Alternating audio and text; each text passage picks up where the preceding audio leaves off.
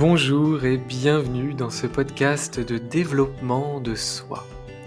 Je suis Romain Bamaison, coach multi-outils et formateur en entreprise.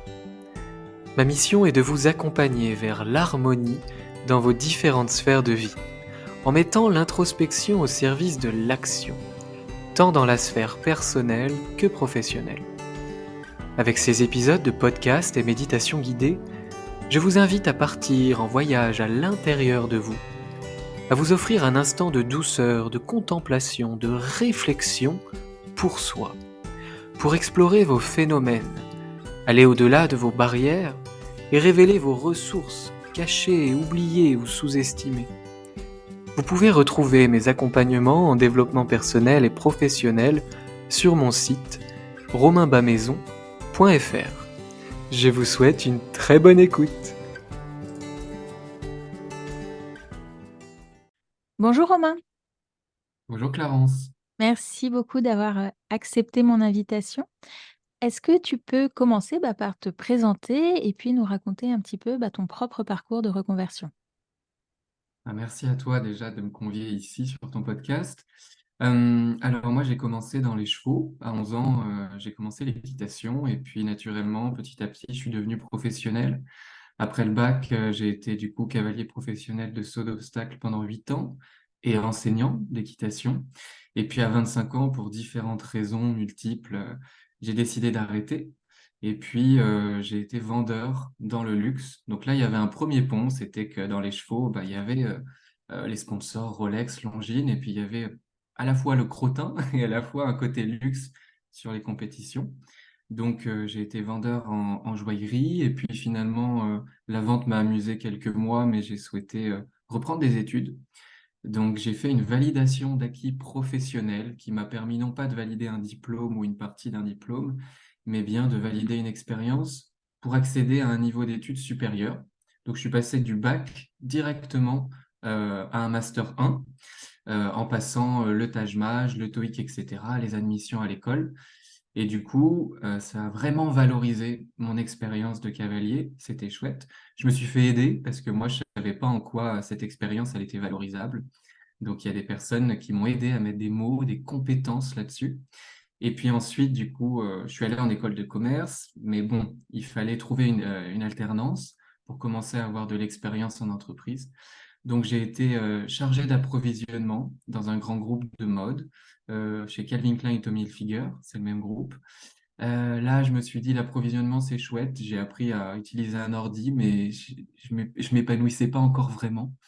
Donc, j'ai été en Master 2 en alternance chez Hermès à l'équitation, qui a fait un joli pont avec mon expérience, tout en apportant du business, où j'étais chef de projet marketing opérationnel.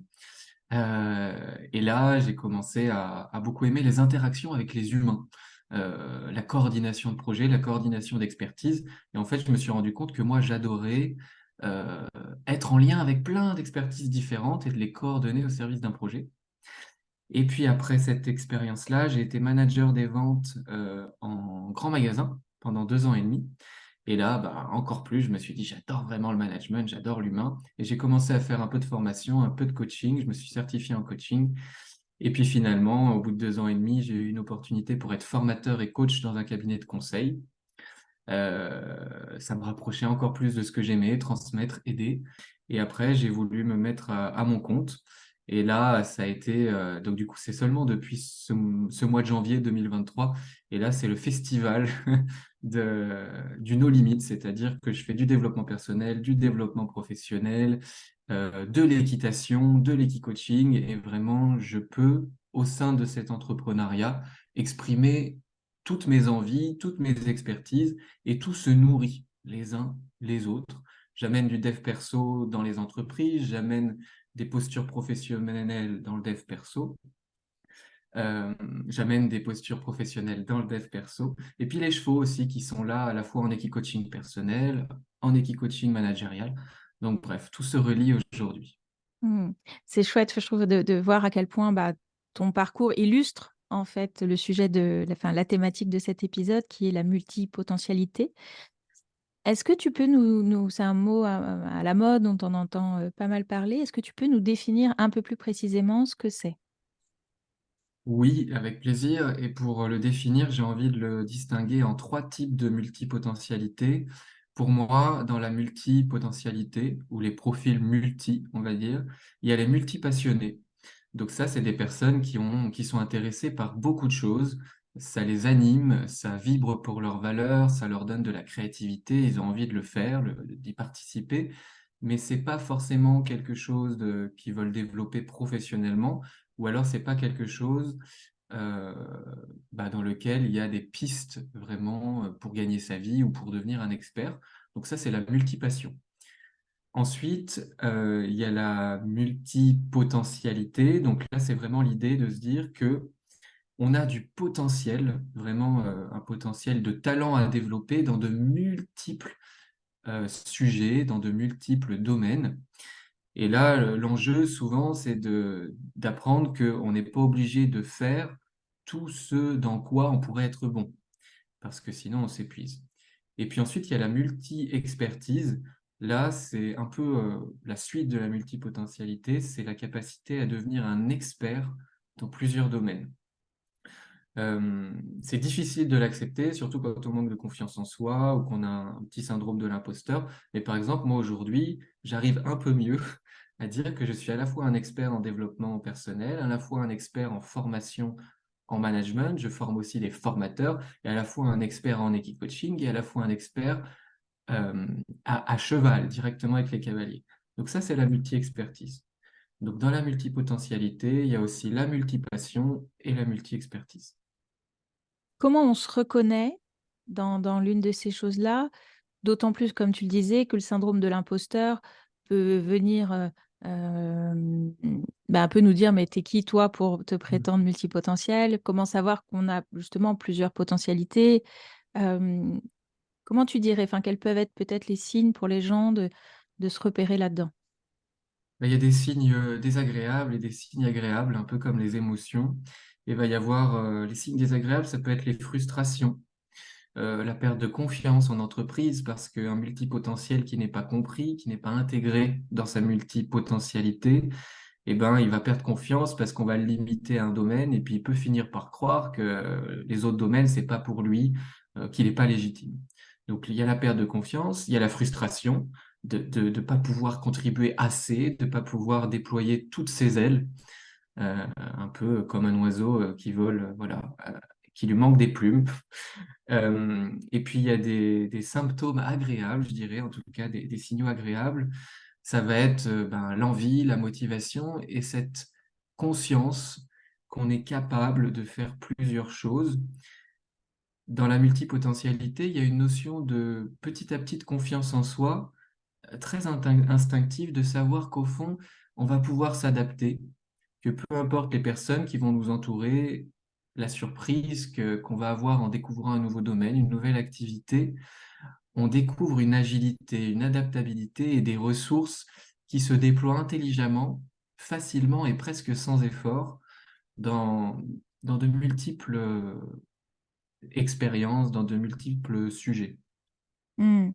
Alors, tu disais justement sur ces multiples sujets tout à l'heure, on n'est pas obligé de tout développer et c'est souvent ce qui peut enfin, être difficile pour un multipotentiel, c'est de se dire, mais en fait, je pourrais tout faire et entre guillemets tout réussir. Comment choisir? Mais comme tu disais aussi, c'est épuisant en fait si on va là-dedans, c'est juste impossible. Comment choisir en fait? Comment faire le choix de savoir qu'est-ce qu'on va développer, par quoi on commence? Comment choisir? C'est vraiment de remettre le plaisir au centre, de ne pas oublier pourquoi on fait ça et quelle joie ça nous procure. Ensuite, si on est dans une démarche de transmission de dons, une démarche altruiste, si on est coach, enseignant ou dans n'importe quel métier, de la santé ou d'autres métiers que je ne connais pas, euh, ne pas oublier que c'est cette joie, c'est ce plaisir qui va nous permettre justement ensuite de transmettre à l'autre, de donner avec vraiment générosité et abondance. Donc c'est vraiment le plaisir. Et puis il y a cette notion aussi d'écologie du soi et de discipline du bien-être. Parce que souvent, la discipline, c'est dans le dur, dans la rigueur, mais aussi avoir cette discipline de s'accorder du repos, de s'accorder de la douceur, et puis savoir tout simplement lâcher des trucs qui pourraient flatter notre ego, parce que c'est un projet dans lequel on pourrait être bon et qui nous permettrait de briller, mais qui, au fond, nous fait pas vraiment plaisir. Donc il y a vraiment cette idée de joie et de plaisir. Donc, se reconnecter à ça. Euh, Est-ce que ça, tu dirais que c'est suffisant finalement pour trouver sa voie quand on est multipotentiel, quand on cherche à se reconvertir, ou est-ce qu'il y aurait d'autres éléments à prendre en compte? Il y a d'autres éléments et c'est de l'introspection personnelle et professionnelle, c'est d'interroger son système de valeurs. Qu'est-ce qui est important pour moi dans la vie en général et dans la vie professionnelle? Et puis ensuite, j'aime bien parler de l'exercice des 3 M, mission, moyen, mantra. Quelle est ma mission professionnelle ou ma mission de vie? Ça peut être la même chose. Moi, par exemple, c'est accompagner les individus vers l'harmonie dans leurs différentes sphères de vie. Donc là, c'est un peu le slogan comme une entreprise. C'est le slogan de nous qui définit notre mission. Et puis ensuite, une fois que j'ai ma mission, le deuxième M, c'est d'aller voir les moyens. Quels sont mes moyens vraiment dans le monde physique qui me permettent de mettre en œuvre, de servir cette mission? Et il peut y en avoir entre 1 et 3, c'est bien. Par exemple, moi, ça va être le développement personnel, le développement professionnel et ce que je fais avec les chevaux. Ce sont mes 3 moyens qui me permettent de servir ma mission. Et ensuite, on peut s'amuser à trouver un mantra. Donc, c'est quelque chose d'un peu plus court, un peu un cri de guerre qui motive et qui rappelle très brièvement pourquoi on fait ce qu'on fait et pourquoi on est ce qu'on est. Et moi, par exemple, en ce moment, c'est l'introspection au service de l'action. Donc, c'est un mantra un peu long, mais voilà. En, en tout cas, c'est un mantra qui sonne bien, je trouve. Euh, Est-ce qu'il y a des pièges dans lesquels, toi qui connais bien ce sujet-là, est-ce qu'il y a des pièges dans lesquels on peut tomber quand on est multi, comme tu dis? Le piège principal, c'est l'ego, parce que surtout aujourd'hui, on a des étiquettes qui nous collent à la peau et qui nous servent à la fois. Donc c'est vraiment de se servir, par exemple, de cette étiquette multipotentielle comme un outil pour pouvoir mieux se comprendre, mais pas pour pouvoir se définir complètement, parce qu'en fait, après, les gens vont me reconnaître en tant que tel, vont me flatter en tant que tel, et ça peut m'enfermer dans un engrenage de toujours plus parce que finalement, je deviens cette multipotentialité, alors qu'on est aussi de la fragilité, des faiblesses, de l'épuisement, des moments de non-motivation où il faut absolument laisser cette part d'oisiveté, de rien, de repos. Donc l'ego, attention à l'ego qui va chercher à saisir cette multipotentialité. Et puis ensuite, ça va être de développer ses compétences de gestion du temps. Ça va être d'échanger avec d'autres multipotentiels, écouter des personnes qui ont des articles sur le sujet, des podcasts sur le sujet, pour voir comment bien la vivre. Euh, Parce qu'en fait, c'est un peu comme gérer une entreprise, se gérer soi-même en tant que multipotentiel. Il y a différents départements, différents postes, et il faut les manager, et il faut leur donner des vacances, et voilà, pour pas qu'ils se mettent en arrêt. Quels seraient tes conseils justement à toi par rapport à ça? La matrice d'Eisenhower, donc une matrice qui permet de savoir ce qui est important et ce qui est urgent pour bien classifier, parce que moi j'avais, il n'y a pas si longtemps encore, et surtout dans l'entrepreneuriat, tendance à mettre tout en important et urgent. Donc voilà, dans cette matrice d'Eisenhower, on peut aussi parler de la valeur ajoutée, qu'est-ce qui concrètement produit de la valeur, soit financièrement, c'est-à-dire que ça produit de l'argent, soit en termes d'impact. Vraiment, quand je fais ça, par exemple, tel contenu sur les réseaux, ça aide vraiment les gens. C'est écouté et ça fait du bien, par exemple. Donc, la valeur ajoutée. Et puis ensuite, dans notre gestion du temps, c'est de se mettre dans son planning des instants de repos figés et de les respecter. Donc là, c'est la discipline du bien-être, la discipline de l'écologie du soi. C'est de programmer du repos, de programmer du loisir, et puis ensuite, tout ce qui vous fait plaisir là-dedans, de la méditation, du massage, manger un bon plat, aller courir, et surtout ne pas oublier le corps. Si on est dans une multipotentialité intellectuelle, vraiment rester connecté à son corps, le faire bouger, c'est très important. Et puis, si on est dans une multipotentialité physique, bah, il faut s'intéresser à notre vie intellectuelle, peut-être spirituelle, ou en tout cas à ce qui se passe là-haut, pour qu'à chaque fois, tout soit en mouvement en même temps. Hmm. C'est ce que je dirais. Hum, Tu parlais en tout cas, que tu avais trouvé un équilibre aujourd'hui dans l'entrepreneuriat à travers tes multiples activités.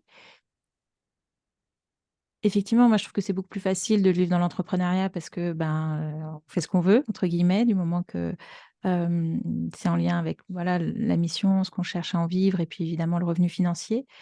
Comment bien le vivre en entreprise? Où là, on peut être freiné par des managers, par des équipes, enfin, et puis délimité dans les services, en fait. Oui, bien sûr. Déjà, c'est premièrement de lâcher prise. C'est un peu la suite de lâcher l'ego, de se dire qu'il n'y a rien à prouver, de se concentrer sur pourquoi on a envie de déployer plusieurs choses au sein de notre entreprise, de lâcher prise sur ce qui dépend pas de nous, ce qui n'est pas dans notre zone de contrôle ou d'influence. Si le PDG veut pas, il veut pas. Et puis, dans ce cas-là, si c'est important pour nous, d'aller voir comment on peut quand même le faire, comment on peut quand même contribuer avec nos multicasquettes à notre mission, justement. Donc, la première chose dans l'entreprise, c'est de donner du sens et de relier toutes les choses qu'on a envie d'amener dans l'entreprise. Et surtout, un peu comme quand on va présenter un projet à un client, de montrer en quoi ce que je vais amener dans votre entreprise va être bénéfique pour votre activité. Par exemple, je suis manager dans le retail parce que c'est ce que je connais et je veux amener du développement personnel, je veux aider les gens à gérer leur stress par la méditation. Et ben, je vais aller argumenter en quoi cela va améliorer le bien-être, améliorer la performance, permettre de garder les gens plus longtemps, éviter peut-être certains arrêts maladie, contribuer en tout cas à réduire le turnover, vraiment présenter en bénéfice client, en bénéfice entreprise, mes potentiels qui vont être incarnés dans cette structure. Hmm. C'est ça, donc le voir aussi du côté de l'entreprise et pas juste en étant centré sur soi, c'est ça.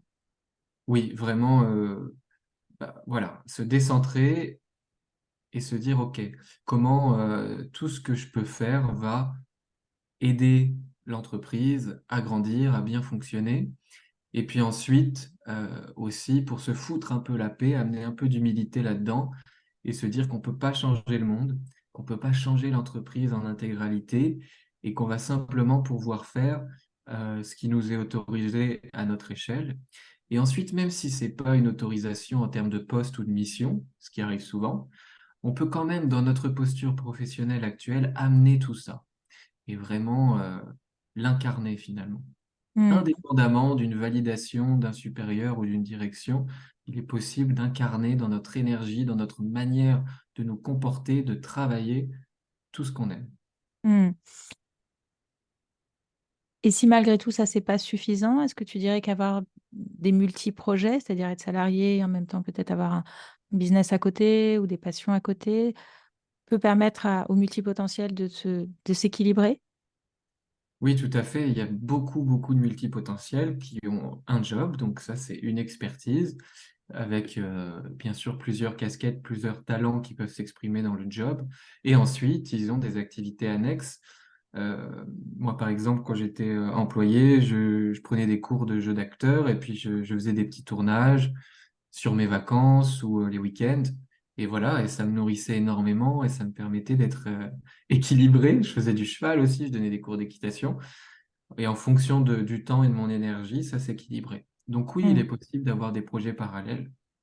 Et puis ensuite, si ça ne suffit toujours pas, eh bien, on peut réfléchir à organiser sa vie professionnelle différemment avec le bilan de compétences ou le coaching ou d'autres outils, d'aller voir en fonction de mon jeu de cartes, de ma vie perso, de ma vie pro, de mes envies, quels sont les scénarios possibles.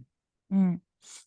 On a tendance, enfin j'ai l'impression en tout cas en tout cas les gens qui écoutent ce podcast sont souvent des personnes qui se posent beaucoup de questions sur leur parcours et qu'à ce moment-là de leur vie, cette, ce côté multipotentiel peut être vu comme un désavantage. Je suis pas comme tout le monde, je me reconnais pas vraiment dans les choses. Qu'est-ce que tu aurais envie de leur dire toi par rapport à ça finalement? Quels sont les avantages à se reconnaître dedans? Bah, c'est de dire que si on plante un arbre dans un mauvais terreau, il va pas pousser.